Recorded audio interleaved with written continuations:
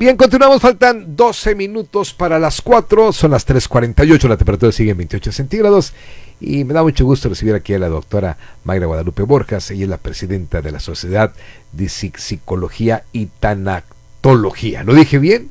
Tanatología. De psicoterapia y tanatología. Psicoterapia y tanatología. Tanatología es una ciencia, sí, es una ciencia, ¿verdad? Sí. Para los duelos y todo esto. Y la pregunta es, ¿cuál es el motivo, doctora? Antes que nada, bienvenida.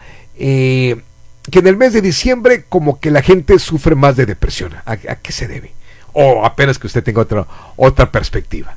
Bueno, primero habría que definir la depresión, ¿verdad? O sea, porque la persona puede ver que se siente a lo mejor un poco más triste, puede ver que se siente a lo mejor también, pues que está añorando, que está recordando cosas que a lo mejor al término del año, personas que no están con la persona o algo así. Se caen, se deprimen. Sí, entonces, pero el síntoma de depresión, de tristeza profunda, de decaimiento, puede ser dentro de un marco, de un contexto, puede ser normal. Normal si, por ejemplo, ha habido pérdidas, hay circunstancias alrededor que están generando esa tristeza, esa añoranza, ese sentimiento de abatimiento. Pero si no hay ninguna circunstancia alrededor y de pronto solo la persona se empieza a sentir triste, abatido, que no se quiere levantar, que no tiene ganas de nada, casa, ¿no? Entonces ahí sí estaríamos hablando de una depresión clínica. Y ahí tienen que entrar ustedes como psicoterapeutas. Ahí tienen que entrar los psicólogos. En el otro caso, que es por duelo, por pérdida de una persona, y entramos los tanatólogos. Pero usted tiene las dos profesiones. Sí, psicoterapeuta y tanatóloga, sí. Felizmente. Entonces, sí, sí podemos atender cualquiera de las dos situaciones, pero sí se tiene que definir para poder ayudar a la persona de una mejor manera. Y evitar que caiga en una depresión más profunda. ¿Cuáles son los riesgos de la depresión?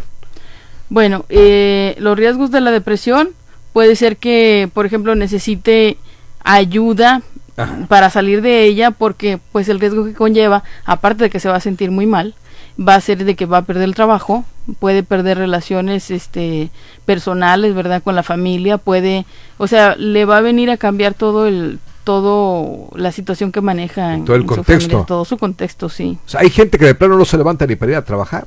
Sí. Esto implica que es una depresión severa en todo caso, ¿no? Bueno, pero por eso tendríamos que definir, por ejemplo, una persona imagínense que acaba de perder a su familiar, su papá, su mamá, su hijo, su hermano, alguien muy importante, y no se quiere levantar en los 2-3 días siguientes. Por eso se aconseja, ¿verdad?, que se recomienda que sí se les den esos días para que puedan vivir ese proceso. Ajá. Y ya entonces, después de los 2-3 días que necesitan de descanso, entonces volver a sus funciones. Igual no van a volver. Como terapia laboral. Sí. De distracción simplemente, ¿no? Sí, igual y no van a volver con el mismo entusiasmo, tal vez, o sea, todavía van a estar un poco abatidos, un poco en la tristeza, sí, claro, pero van a poder continuar. En dado caso, por ejemplo, que no encerrarse, sí, en dado caso que sea una depresión solamente por así, o sea, como le digo, de que vino de la nada, entonces sí tendría que acudir con un psiquiatra para que tal vez necesite medicamento que lo ayude a levantarse. Ustedes como psicólogos no pueden todavía recetar. No, los psicólogos no. Solamente que sí puede diagnosticar, o sea, se le puede dar, o sea, si antes de ir con el psiquiatra quiere ir con el psicólogo o psicoterapeuta, es lo más aconsejado. Que es lo mejor, paso número 1, sí, y luego el paso siguiente, al menos que se les empiece a escuchar, que se empiecen a desahogar en esa situación. Las estadísticas nos indican, doctora Mayra Borjas, diciembre también se incrementan lastimosamente las personas que se autoflagelan o que tratan de quitarse la vida. ¿Es el contexto, es lo que se ha venido acumulando durante los últimos 11 meses o qué es lo que está pasando? Bueno, sí, y lo que pasa es que si, por ejemplo, viene una situación en donde la persona ha perdido a alguien, entonces ahí sí puede haber una situación en la que quiera, por ejemplo, en algún momento o piense de que pues no vale la pena vivir, ¿no? Que dice, yo ya no tengo ningún motivo para estar aquí haciendo cuestiones normales, ¿no? Así piensan es. que el mundo se terminó. Bueno, pero antes de llegar a ese punto tendríamos que analizar, por ejemplo, si una persona en el inicio del año llegó a tener una pérdida, entonces es muy probable que en estas fiestas vaya a tener cierta tristeza.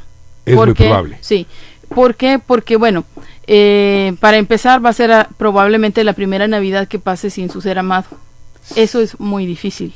Debe de serlo. Sí, entonces se tiene que preparar. Ya vienen esas fechas y a mí lo que me gustaría decirle a la gente es que se prepare. Si están en este tipo de casos, o sea, de que al principio de año, a mitad de año han tenido una pérdida fuerte, prepárese. Sí, prepárese como, por ejemplo, si antes preparaban la Navidad, que era la persona que cocinaba, que era la persona que los organizaba, que era la persona que ponía el pino y todo, ahora lo van a extrañar más por las funciones también que desempeñaba, aparte del apego o el amor que le tenían a esa persona, ¿verdad? Ajá. Bueno, si ya saben, ¿verdad?, que más o menos se acercan estas fechas y que muy probablemente quieran que no lleguen esas fechas porque lo van a recordar. Pero va a llegar. Exactamente. Es algo inevitable. Entonces, que llega, lo mejor es que se preparen en familia, que lo platiquen y que puedan decir, vamos a hacerlo, por ejemplo, en honor a esta persona que ya no está con nosotros, como le gustaba. ¿Sí? Entonces, que se siga celebrando. Que siga siendo el punto de unión. Ajá. ¿Sí? En lugar que sea un fallecimiento, una falta de una persona, en lugar de que sea un motivo de ya no estar unida a la familia, es al contrario. Es que sea un motivo para poder unirse más. ¿Sí? Eso es lo que usted recomienda. Sí, eso es lo que recomendamos. ¿Por qué? Porque en dado caso de que esta situación de duelo, en dado caso de una depresión por duelo, por una circunstancia así de fallecimiento, no sea contenida, o sea, no tenga la contención emocional de parte mínimo de la familia y los miembros más cercanos, amigos, compañeros de la persona, entonces sí es donde estaríamos hablando ya de situaciones que llegan a suicidio, ¿no? O sea, que llegan a lastimarse. O sea, ahí está la respuesta, porque en diciembre se incrementa este número de personas que sufren de depresión y que inclusive se pretenden quitarse la vida, lamentablemente. O sea, no se está preparado. Así ahí es donde deben de intervenir ustedes. Entonces, como psicoterapeutas. Sí, ahí es donde tenemos una alza en lo que son estos meses, sí, diciembre y enero. Aparte también de por ejemplo, de los duelos que vienen en las fechas especiales, también puede ser que una persona caiga en depresión o se sienta triste por cosas que no ha logrado, porque al final del año viene a hacer una revisión de todo lo que se vivió, ¿sí? Entonces, ahí nada más también que la gente sepa que hay maneras de poder solucionar las cosas, ¿sí? Porque luego el suicidio se ve en algunas partes como una posible solución de algo. Y no es pues así. No es la solución de nada, porque siguen los problemas para todas las personas, ¿sí? Y todos los de alrededor y al contrario, se aumenta el problema. Entonces, a la familia. También hay una cierta sensación que puede estar presente en lo que es la persona que siente ese abatimiento, en donde que si él se hace algo es para afectar a los demás o para que aprendan o todo eso, pues no es así porque cada quien continúa con sus problemas, continúa con su vida, y entonces pues el suicidio de ninguna manera es una solución. Pero sí tenemos otra parte de la población a la que le decía que sí es necesario atender, que son las personas que traen una situación por trastorno, como un trastorno depresivo mayor o como alguna otra situación que necesita medicamento, que necesita ir con el psiquiatra, que necesita atenderse y que tendrían entonces que tomar en cuenta de estar medicados o de estar con su tratamiento. ¿Sí? O sea, son los llamados medicamentos controlados. Pues sí. Por eso nada más. Y le digo que son pocos los casos, porque regularmente vienen de problemas emocionales que pueden tratarse en psicoterapia. Pero, en dado caso, por ejemplo, una persona en la familia que no quiere hablar con nadie, no quiere que lo lleven a terapia, y él trae ese pensamiento en la mente nada más de hacerse daño, atención, se tiene que tomar en cuenta, sí. ¿Y cómo detectarlos? Bueno, pues no va a querer ir a terapia, como le digo, no va a querer platicar con nadie y es probable que lo detecten después de un intento de suicidio. O que esté viviendo un aislamiento constante. Y entonces ahí lo que se recomienda, ¿verdad?, es que si la persona no se deja ayudar, entonces es probable que esté pasando una crisis. Y la crisis es la que se tiene que atenuar. Sí, para después de ese tiempo, entonces ya empezar con un proceso de psicoterapia. Ahora, en el aspecto físico, la gente se deja de asear, se deja de bañar, se deja de andar limpios, también se puede reflejar en el aspecto de su persona. Sí, una es el aislamiento. Otra, sí, es que dejan las funciones. Lo que regularmente les causaba placer, ya no les causa placer, sí. Se dejan su persona, o sea, dejan de arreglarse, ya no quieren salir. Es probable que también ya no acudan a fiestas, que empiecen a tener también ciertos pensamientos como de que, no, pues para qué quiero la vida, o ya para qué. No tiene sentido vivir. Este año está, o sea, así decirlo, ¿no? Como está de la fregada, cosas así, ¿no? O sea, y cierto pesimismo que se va atenuando y que la persona no percibe, lo perciben los otros. Bien, ¿sí? Para la persona que lo está padeciendo todo sigue igual. Aparentemente, pero el entorno hay que estar muy atentos. Así doctora, no se vaya para seguir platicando con usted, ¿le parece bien? Voy a ir a una pausa, claro. Son las 4 en punto, regresamos en un par de minutos. Estás escuchando XEEW 1420 AM con la pasión de la verdad, afiliada a la cadena Radio Fórmula, transmitiendo desde 1954 con 1000 watts de potencia. W1420, estudios y oficinas en Paseo de la Reforma número 4, Colonia San Francisco, Matamoros, Tamaulipas, México. Teléfono en cabina 812-3522, en internet w1420.com. W1420, con la pasión de la verdad. Una estación de Grupo Radio Dual.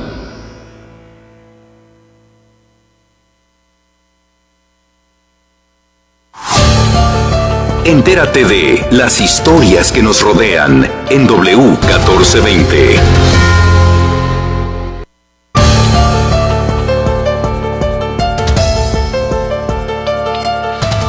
Bien, continuamos a las 4 de la tarde con 1 minuto, la temperatura está a 28 centígrados, con la doctora Mayra Borjas de la Asociación de Psicoterapia y Tanatología en el estado, ¿verdad, doctora?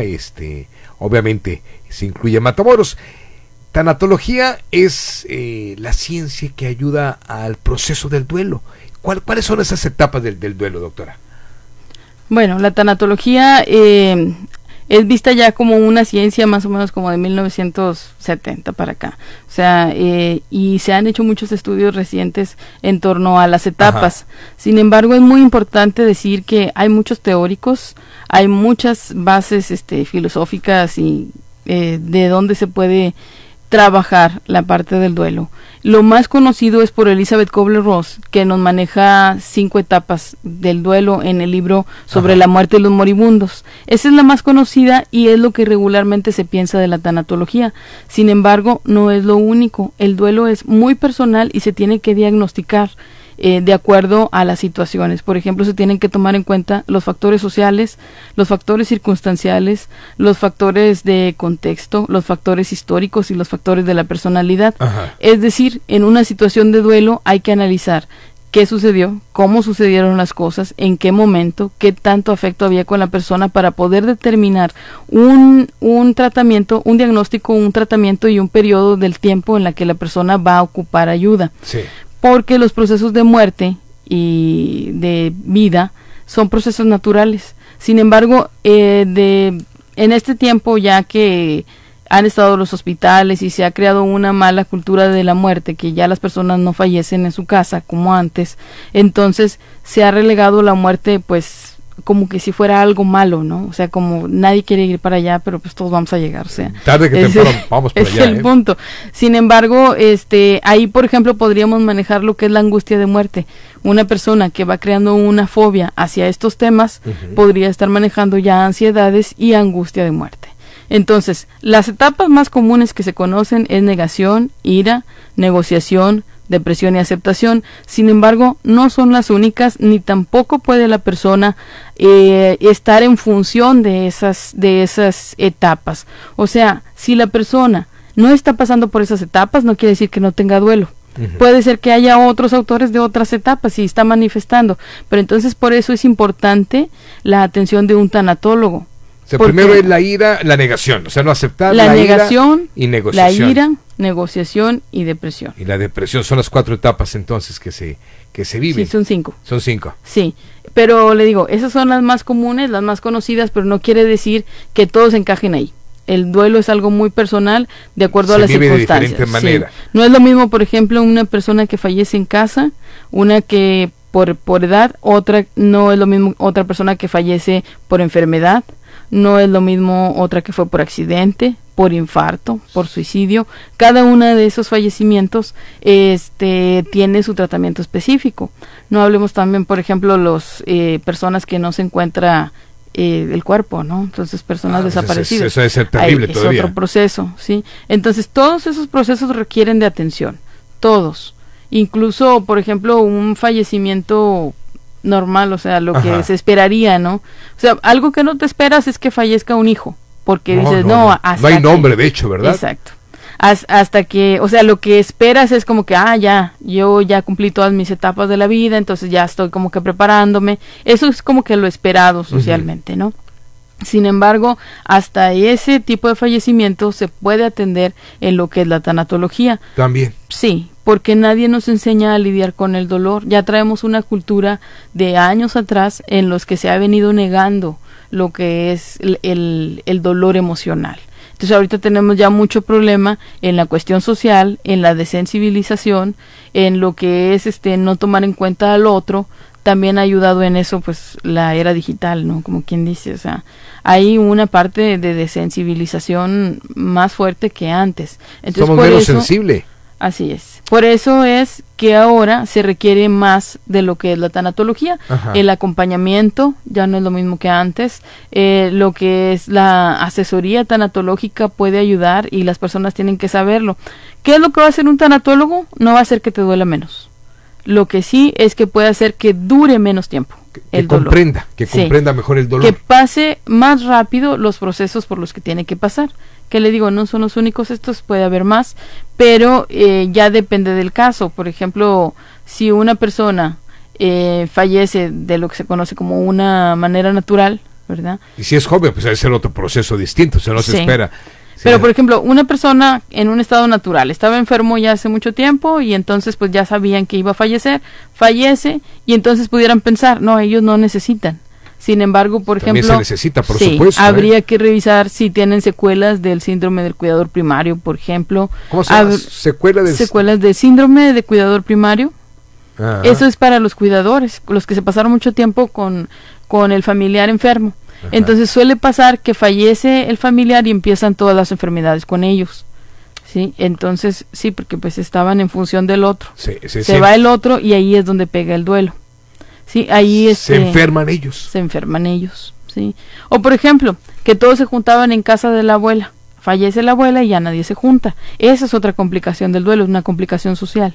Ajá. ¿Sí? Entonces, no es nada más la parte emocional, es todo lo que ocurre en el conjunto en torno a la pérdida. Entonces, por eso es importante ir al menos una vez después del fallecimiento a revisión. A ver, con la tanatóloga en este caso. Sí, con los tanatólogos. ¿En qué tiempo recomienda usted?